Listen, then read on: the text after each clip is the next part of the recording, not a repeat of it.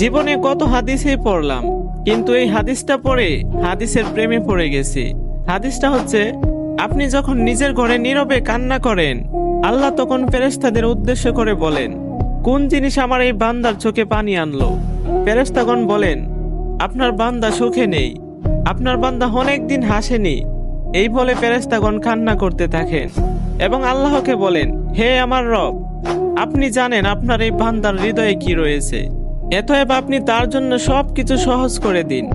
আল্লাহ বলেন, আমার এই বান্দা এমন কিছু জীবন থেকে হারিয়ে ফেলেছে যা সে অধিক ভালোবেসেছিল।